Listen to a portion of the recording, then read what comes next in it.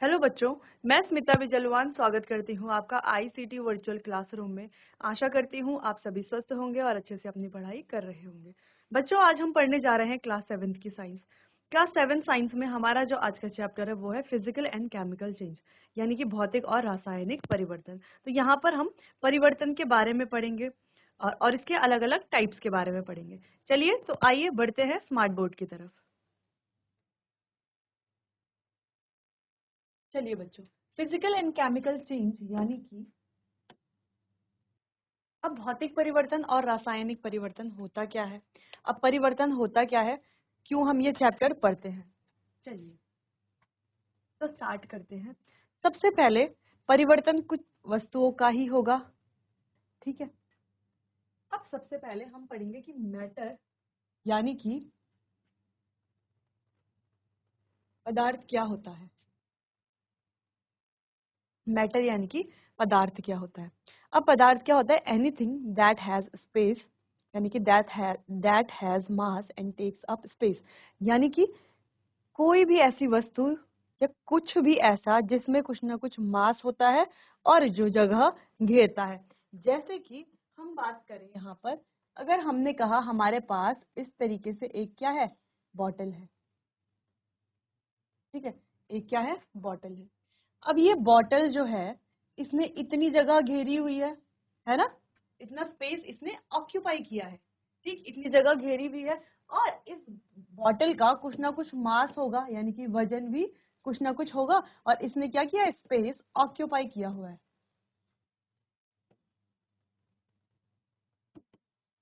ठीक है। स्पेस को क्या करा हुआ है, घेरा हुआ है। तो कोई भी ऐसा पदार्थ, ऐसी वस्तु जो जिसका कुछ ना कुछ द्रव्यमान होता है, यानी कि मास होता है, और जो जगह घेरती है उसे क्या कहा जाता है, मैटर यानी कि पदार्थ कहा जाता है। अब हम एग्जाम्पल में कुछ भी ले सकते हैं। अब एग्जाम्पल की बात करें तो चेयर है,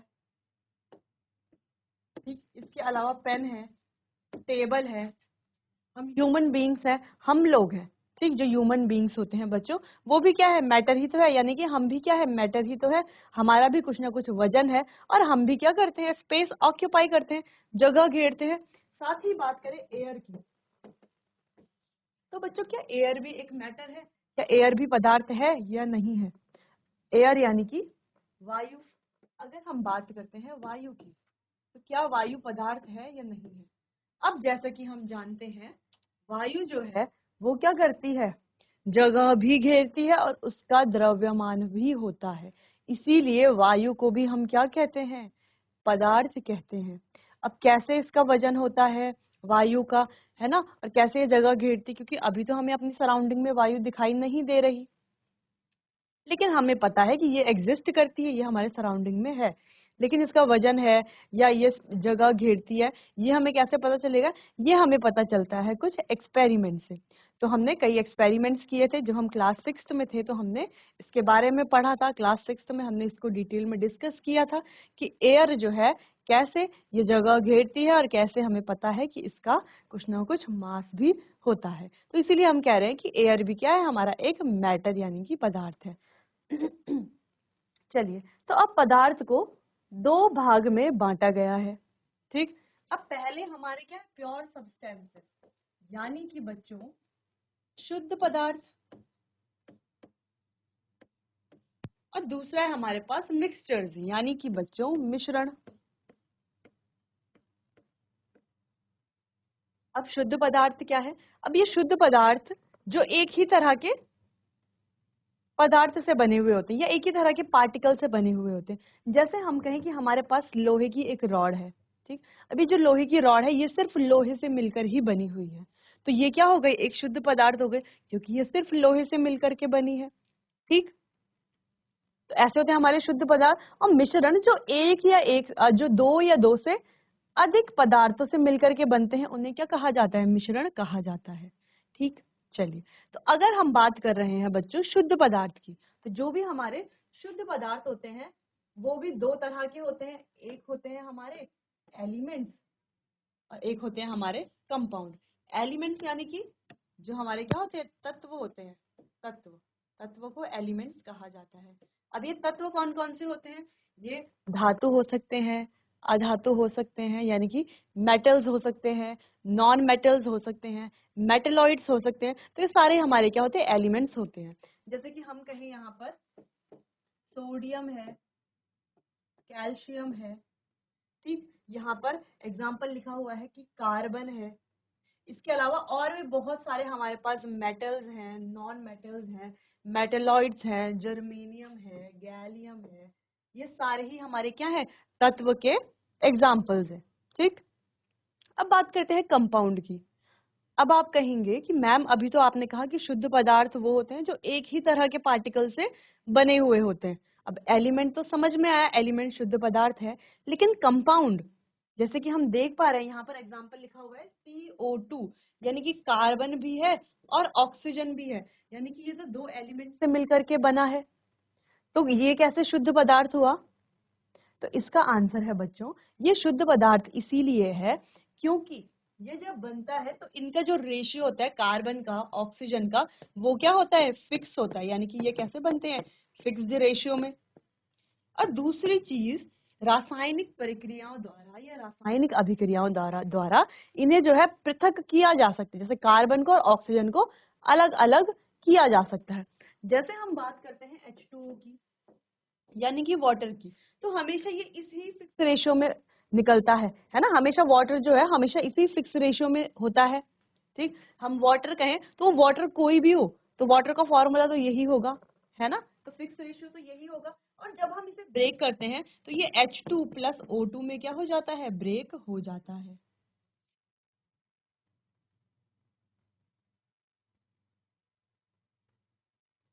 ठीक। तो इस तरीके से रिएक्शन होती है। H2O कैसे ब्रेक होता है, H2 और O2 में, ठीक। बाकी हमने ये रिएक्शन बैलेंस की हुई है, इसको आप हायर क्लासेस में सीखेंगे। तो इसीलिए बच्चों कंपाउंड भी क्या होते हैं, हमारे शुद्ध पदार्थ होते हैं, क्योंकि ये जो कंपाउंड्स होते हैं भले ही ये एक या दो एलिमेंट से मिलकर के बने हुए हैं, लेकिन इनका रेशियो क्या होता है, हमेशा फिक्स होता है। और दूसरी चीज, केमिकल प्रॉपर्टीज द्वारा यानी कि रासायनिक अभिक्रियाओं द्वारा इन्हें क्या किया जा सकता है, पृथक किया जा सकता है, अलग किया जा सकता है, इसीलिए ये भी क्या है, हमारे शुद्ध पदार्थ है। अब बात करते हैं मिश्रण की। अब मिश्रण में पहला हमारा है सॉल्यूशन, जिसको हम कहते हैं विलयन। अब ये जो विलयन है बच्चों, ये दो प्रकार का होता है, ठीक। और दूसरा हमारा मैकेनिकल मिक्सचर, जैसे कि पिज्जा हो गया, मिक्सचर्स है ना, ठीक। अभी जो विलयन है, विलयन भी हमारे दो प्रकार के होते हैं, एक समांगी विलयन और एक विषमांगी विलयन विलयन। अब ये समांगी विलयन और विषमांगी विलयन क्या है, यानी कि होमोजेनस मिक्सचर्स और हेट्रोजेनस मिक्सचर। अब ये क्या है, जैसे हम बात करें, एक दो बीकर हमने लिए, ठीक है, एक में हमने डाला नमक और पानी, दूसरे में हमने डाला रेत और पानी।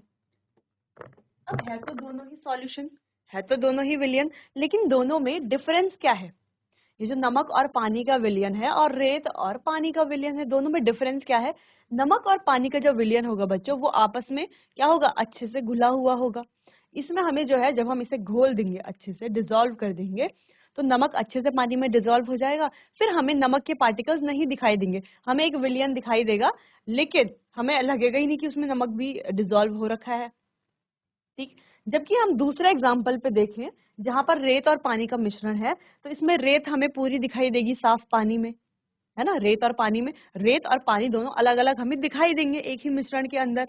यानी कि ये जो पहला ए वाला मिश्रण हम जिसे कह रहे हैं, उसमें हमें पार्टिकल्स नहीं दिखाई देंगे, और बी में जो है हमें दोनों कंपोनेंट साफ दिखाई देंगे, ठीक। अब दूसरी चीज, अब ए में क्या है, कि जो नमक और पानी है, नमक पानी का जो मिश्रण है, वो क्या है, उसमें जो नमक के पार्टिकल्स है वो सामान्य, उसमें पूरे उसमें घुले हुए, यानी कि इवनली डिस्ट्रीब्यूटेड है, ठीक है। यानी कि ऐसा नहीं है कि कहीं पर नमक ज्यादा है, कहीं पर नमक कम है, ऐसा नहीं होगा। नमक जो है पूरे जो सॉल्यूशन है, पूरे पानी में जो है अच्छे से घुला हुआ होगा। तो हम उस पानी को एक चम्मच लें, फिर दूसरा चम्मच लेकर के पिए, हर बार वो उतना ही नमकीन होगा, ऐसा नहीं होगा कि कभी ज्यादा नमकीन है कभी कम नमकीन है, ऐसा नहीं होगा। यानी कि ये जो है इवनली डिस्ट्रीब्यूटेड है, सॉल्ट के जो पार्टिकल्स हैं इसमें। जबकि रेत और पानी की बात करें तो इसमें तो रेत अच्छे से घुली हुई नहीं है, तो हम चम्मच में अगर ये रेत और पानी का सॉल्यूशन लेते हैं, 3-4 अलग अलग चम्मचों में लेते हैं, तो हो सकता है किसी में रेत की मात्रा ज्यादा हो, किसी में पानी की मात्रा ज्यादा हो, किसी में दोनों की मात्रा समान हो। ठीक, यानी कि हमें हर बार अलग अलग मिलेगा। ठीक, यानी कि इसमें जो पार्टिकल्स हैं वो इवनली डिस्ट्रीब्यूटेड नहीं होंगे, नहीं होते। और होंगे भी कैसे, रेत के पार्टिकल्स तो क्या होते हैं, अलग ही रहते हैं ना, पानी में घुलते नहीं है, डिसॉल्व नहीं होते। तो जो ए वाला मिश्रण है बच्चों, इसे हम कहते हैं सामांगी मिश्रण, यानी कि होमोजीनियस मिक्सचर। अब दूसरा जो है रेत और पानी वाला, उसे कहा जाता है विषमांगी मिश्रण, यानी कि बच्चों हेट्रोजीनियस मिक्सचर। ठीक, सिंपल, इतनी सी ही बात थी कि पदार्थ क्या होता है। अब हमने जान लिया कि शुद्ध पदार्थ होते हैं, मिश्रण होते हैं, यानी कि जो पदार्थ एक ही तरह के एलिमेंट से मिलकर के या एक ही तरह के पदार्थ से बनते हैं, एक ही तरह के पार्टिकल से बनते हैं, उन्हें शुद्ध पदार्थ कहा जाता है। और जो एक से अधिक पार्टिकल से मिलकर के बनते हैं, उन्हें मिश्रण कहा जाता है। लेकिन ध्यान रखना है कि कंपाउंड क्या होते हैं, ठीक है, सॉल्यूशंस क्या होते हैं। ठीक, चलिए, तो ये तो थी बात मैटर की। अब आगे बढ़ते हैं। अब ये जो मैटर है, इसको दो पार्ट में हमने क्या किया हुआ है, डिस्क्राइब किया। एक हमने कहा कि फिजिकल प्रॉपर्टी, एक हमने कहा केमिकल प्रॉपर्टी। तो कोई भी मैटर होता है तो उसकी दो प्रॉपर्टीज हमें देखने को मिलती। पहली है हमारी यहाँ पर फिजिकल प्रॉपर्टी, ठीक, और पहली है फिजिकल प्रॉपर्टी और दूसरी है केमिकल प्रॉपर्टी। पहली है भौतिक गुण, दूसरा है रासायनिक गुण। अब भौतिक गुण क्या है, डिस्क्रिप्शन ऑफ द सब्सटेंस। ये हमें जो है, जो हमारा पदार्थ है उसके डिस्क्रिप्शन के बारे में उसका डिस्क्रिप्शन देता है। उसका डिस्क्रिप्शन कैसे देता है, जैसे कि वो हमें उस पदार्थ के कलर के बारे में बताता है ना, कलर यानी कि रंग के बारे में बताता है। ऑर्डर यानी कि स्मेल, यानी कि गंध के बारे में बताता है, ऑर्डर भी कहते हैं। टेस्ट यानी कि स्वाद के बारे में बताता है। घनत्व, डेंसिटी यानी कि घनत्व के बारे में बताता है। ठीक, तो ये होती है हमारी सारी फिजिकल प्रॉपर्टीज। अब बात करते हैं केमिकल प्रॉपर्टी यानी कि रासायनिक गुण की। तो describe how a substance react, तो ये हमें बताता है कि कैसे वो सब्सटेंस जो है अभिक्रिया करता है, कैसे रिएक्ट करता है when mixed with other substance. तो कैसे कोई पदार्थ जो है अभिक्रिया करता है दूसरे पदार्थ के साथ जब उसे मिलाया जाता है। जैसे कि gas Burns in heat and oxygen, जैसे कि हम कह रहे हैं कि गैस बर्न होती है हीट के साथ और ऑक्सीजन के साथ। अगर हम एक सिंपल एग्जांपल लेते हैं, कार्बन, कार्बन का हमने एग्जांपल लिया, ठीक है। अब हमने कहा कि कार्बन की फिजिकल प्रॉपर्टी क्या है, कि ये ब्लैक कलर का है, सॉलिड है, और भी बहुत सारी प्रॉपर्टीज होंगी कार्बन की। ठीक है, या कोयले की, कोल ले सकते हैं हम, ठीक है, कोल बोल सकते हैं, कोल में भी कार्बन ही होता है। ठीक, तो कलर क्या है, स्मेल क्या है, टेस्ट क्या है, डेंसिटी क्या है, ये हम बता सकते हैं। तो ये अगर हम बताते हैं कलर, टेस्ट, अगर कार्बन का कलर, टेस्ट, गंध, स्वाद, ये चीजें, डेंसिटी हम बताते हैं, तो इसका मतलब हम क्या बता रहे हैं, इसकी फिजिकल प्रॉपर्टी के बारे में बता रहे हैं, यानी कि भौतिक गुणों के बारे में बता रहे हैं। वहीं अगर हम कहें कि ये कार्बन जो है ऑक्सीजन के साथ जब रिएक्शन करता है, बर्न होता है, तब क्या बनाता है, तो यानी कि यहाँ पर हम क्या बात कर रहे हैं, इसकी रासायनिक गुण के बारे में बात कर रहे हैं। ठीक, तो कोई भी मैटर है उसको हम दो तरह से डिस्क्राइब कर सकते हैं, एक रासायनिक गुण के आधार पर और एक भौतिक गुण के आधार पर। ठीक, चलिए, तो बच्चों पहले इसको नोट कर लीजिए, ये इम्पोर्टेंट पार्ट है, फिर आगे हम बढ़ेंगे।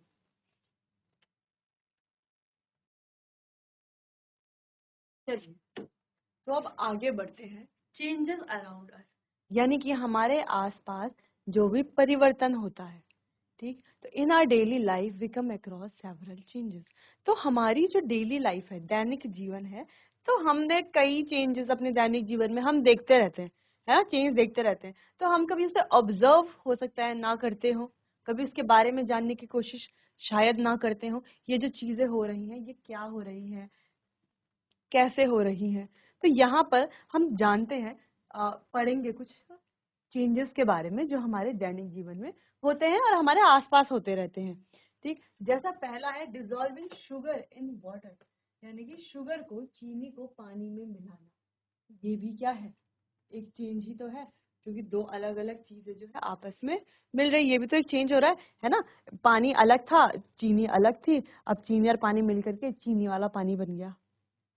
ठीक।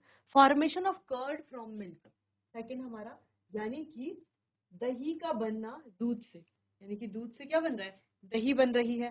ठीक, तो ये भी क्या है, एक प्रकार का परिवर्तन ही तो है।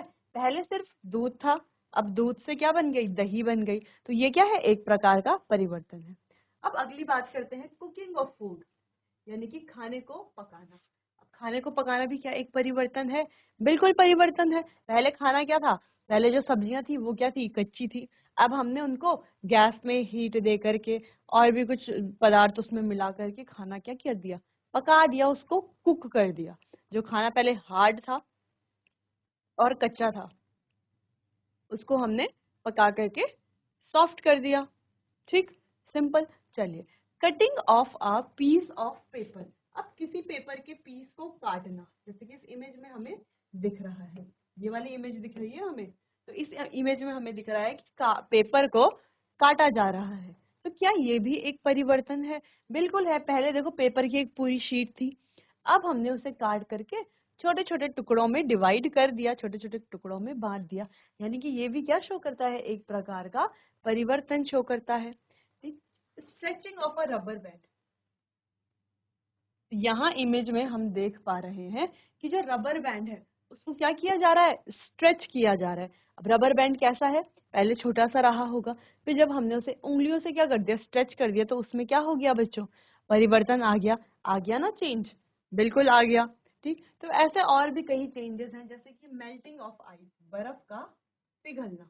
अब बर्फ का पिघलना भी एक चेंज है, क्योंकि बर्फ क्या थी, पहले ठोस अवस्था में थी, अब वो पिघल करके उसने अपनी अवस्था ही बदल दी है। अब कैसी अवस्था में आ गई है वो, द्रव अवस्था में आ गई है। ठीक, तो यानी कि यहाँ पर भी क्या हो रहा है बच्चों, चेंज हो रहा है। बात करते हैं मेल्टिंग ऑफ वैक्स, यानी कि मोम का पिघलना। अब मोम का पिघलना भी क्या है, अब जो मोम है, तो मोम का पिघलना भी क्या है, एक प्रकार का परिवर्तन ही तो है। ठीक, लेकिन अभी हम स्पेसिफिक यहाँ पर नहीं बोल रहे कि ये रासायनिक परिवर्तन है या भौतिक परिवर्तन है, क्योंकि अभी तो हमने वो पढ़ा ही नहीं, तो अभी हम इसको आगे पढ़ेंगे कि कौन सा ये परिवर्तन है। सिर्फ अभी हम यहाँ पर यही पढ़ रहे हैं कि ये एक प्रकार का क्या है, परिवर्तन है। जैसे हमने कहा कि मोम का पिघलना, अब मोम जो है जब जलती है तो क्या होती है, पिघलती है। ठीक है, पिघलती है ना, पहले कैसी होती है, उसका साइज अलग होता है, फिर बाद में बिल्कुल क्या हो जाता है, साइज ही चेंज हो जाता है। ठीक, अगला है बॉइलिंग ऑफ वाटर, वाटर को बॉईल करना, यानी कि उबालना। पहले वाटर क्या था, ठंडा था, है ना, अब क्या हो गया है, गर्म हो गया है, यानी कि यहाँ पर भी क्या हो रहा है, परिवर्तन हो रहा है। अच्छा, यहाँ पर हम क्या देख पा रहे हैं, कैसा परिवर्तन हो रहा है, टेम्परेचर में परिवर्तन आ रहा है। पहले इसका टेम्परेचर कम था, अब बॉईल करके टेम्परेचर क्या हो गया, ज्यादा हो गया। ठीक, रस्टिंग ऑफ आयरन, यानी कि लोहे पर जंग लगना। तो बच्चों ये भी एक प्रकार का परिवर्तन ही तो है। पहले हमारे पास लोहा था, सिंपल, अब लोहे में जंग लग चुका है, यानी कि वो खराब हो चुका है, तो ये भी क्या है, एक प्रकार का परिवर्तन ही तो है। ठीक, अगला है बर्निंग ऑफ कैंडल, यानी कि कैंडल का जलना। तो पहले कैंडल थी, अब वो कैंडल बर्न हो रही है, तो एक प्रकार का क्या है, चेंज ही तो है, क्योंकि जब बर्न हो जाएगी तब तो वो पूरा क्या कर लेगी, चेंज कर लेगी, अपना शेप साइज सब बदल लेगी। अब बर्निंग ऑफ वुड, यानी कि लकड़ी का जलना, ये भी क्या है, एक प्रकार का परिवर्तन ही तो है। पहले सिंपल लकड़ी थी, अब वो लकड़ी जल रही है, तो ये भी क्या है, एक परिवर्तन। बर्निंग ऑफ कोल, सिंपल, जैसे ये बर्निंग ऑफ कैंडल था, बर्निंग ऑफ वुड था, वैसे ही बर्निंग ऑफ कोल, कोयले का जलना, ये भी एक प्रकार का क्या है, परिवर्तन ही तो है। ठीक, तो ये सारे परिवर्तन आपको नोट कर लेने हैं अपनी कॉपी में। चलिए, तो नोट कर लीजिए इन परिवर्तनों को, और आप इनके अलावा और कोई 5 परिवर्तन भी लिख सकते हैं जो आपको अपने आसपास दिखाई देते हैं, वो कुछ भी हो सकते हैं। ठीक, तो वो परिवर्तन भी आप यहाँ पर लिख सकते हैं बच्चों। आगे बढ़ते हैं। अब आगे भी सेम वही हमारे पास कुछ है कि दैनिक जीवन में हम कौन कौन से परिवर्तन देखते हैं। जैसे कच्ची सब्जी से पकी हुई सब्जी, तो ये भी क्या एक परिवर्तन है। तो यहाँ पर नीचे लिखा गया है बच्चों कि ये रासायनिक परिवर्तन है। अब ये ऐसा क्यों है, रासायनिक परिवर्तन क्या होता है, इसको हम आगे देखेंगे। फिलहाल आपको सिर्फ परिवर्तन वाले लाइन पर ध्यान देना है कि कच्ची सब्जी से पकी हुई सब्जी, ठोस से द्रव होना, जैसे बर्फ का पिघलना, तो बर्फ पहले ठोस था फिर द्रव अवस्था में परिवर्तित हुआ। फिर दूध का फटना, जब दूध फटा तो दूध से क्या बन गया, पनीर बन गया, दूध से पनीर बनना, ये भी क्या है एक परिवर्तन है। कपड़े को धोना और सुखाना, तो गीले कपड़े से, गीले कपड़ों से सूखे कपड़े बन गए, है ना, तो ये भी क्या एक प्रकार का परिवर्तन है।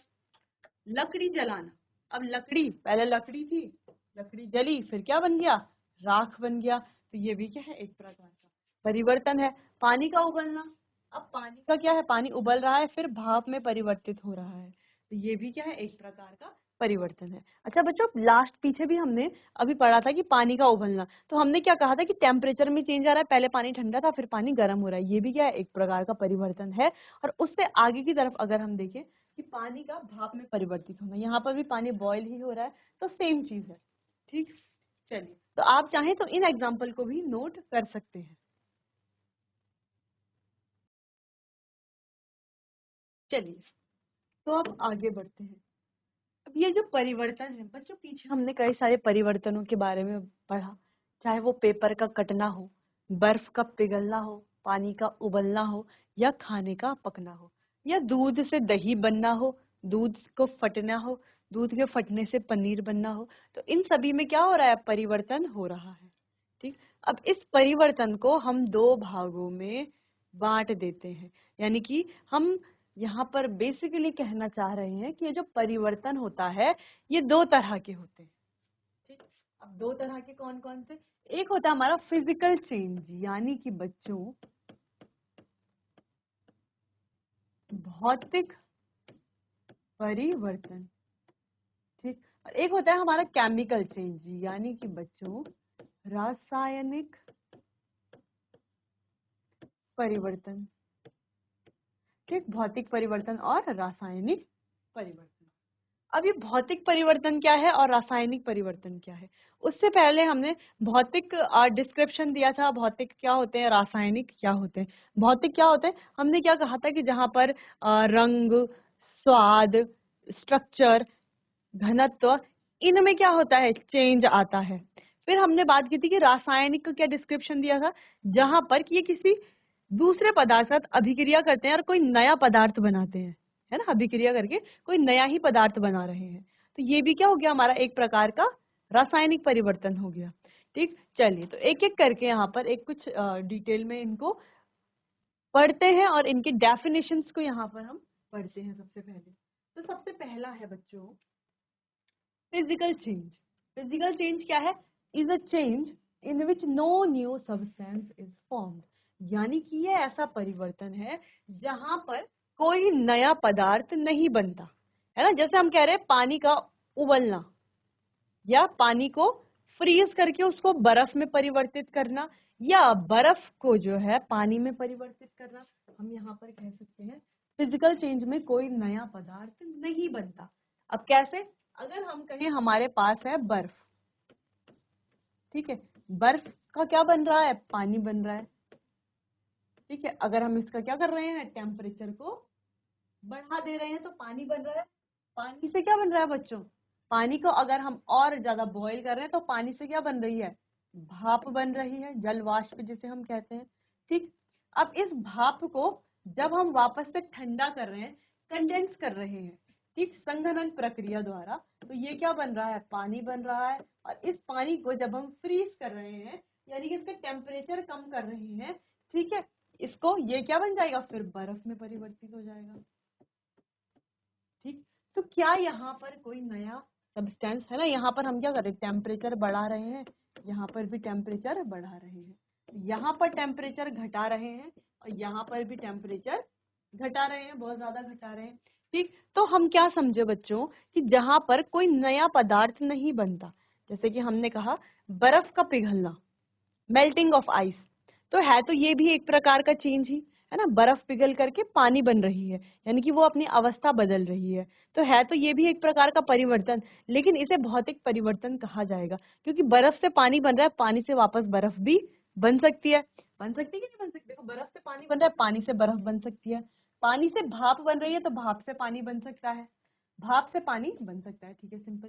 पानी से भी भाप बन सकता है, पानी से भी बर्फ बन सकती है, ठीक। तो यहाँ पर जो है कोई नया पदार्थ नहीं बन रहा, बस वो क्या कर रहा है, अपनी थोड़ा सा स्टेट, हम कह सकते हैं अपनी स्टेट को ही चेंज कर दे रहा है, वापस से स्टेट को हम वापस भी ला सकते हैं, कोई नई चीज नहीं बन रही। अगर हम कहें रबर बैंड को स्ट्रेच करना, जैसे कि ये गिवन एग्जांपल, ये ए है, ये बी है, तो बी में हम देख पा रहे हैं बच्चों, बी में हमें क्या देख रहा है कि stretching of rubber band, rubber band की स्ट्रेचिंग हो रही है, रबर बैंड को खींचा जा रहा है, लेकिन जब हम वापस छोड़ देंगे तो रबर बैंड जो है अपने ओरिजिनल शेप में आ जाएगा, ठीक। यानी कि एक बार हमने खींचा तो उसका जो स्ट्रेच हुआ उसका शेप क्या हो गया, चेंज हो गया, फिर वापस छोड़ दिया, वापस वो अपने ओरिजिनल आकार में आ जाएगा। यानी कि यहाँ पर भी कोई नया पदार्थ नहीं बना। तो जहां पर कोई नया पदार्थ नहीं बनता उसे क्या कहा जाता है बच्चों, उसे कहा जाता है भौतिक परिवर्तन। जैसे हम कहें एक कागज है हमारे पास, एक कागज क्या है, एक शीट है, एक पेपर शीट है, ठीक है, कागज की एक शीट है। अब उस शीट को फोल्ड करके हम क्या कर दे, बॉल में परिवर्तित कर दे, ठीक। अब वो कागज की क्या बन गई, बॉल बन गई, यानी कि उसने अपना शेप चेंज कर लिया, लेकिन कोई नई चीज बनी नहीं। वापस से उस बॉल से हम बॉल को खोल करके वापस से एक पेपर की शीट हम बना सकते हैं, बस डिफरेंस क्या होगा, पहले शीट प्लेन थी, अब शीट में क्या हो जाएंगे, कुछ रिंकल्स आ जाएंगे, ठीक। तो ये होता है हमारा बच्चों भौतिक परिवर्तन। बच्चों आज हमने पढ़ा परिवर्तन के बारे में कि चेंजेस क्या होते हैं, फिर हमने पढ़ा कि हमारे आसपास जो चेंजेस हो रहे हैं वो क्या क्या है, जैसे burning of would, melting of ice, तो ये सारे हमने चेंजेस पढ़े। साथ में हमने पढ़ा भौतिक परिवर्तन के बारे में। बाकी का कंटिन्यू करेंगे बच्चों हम अपने आने वाले अगले सेशन में। तब तक के लिए आपका बहुत बहुत धन्यवाद।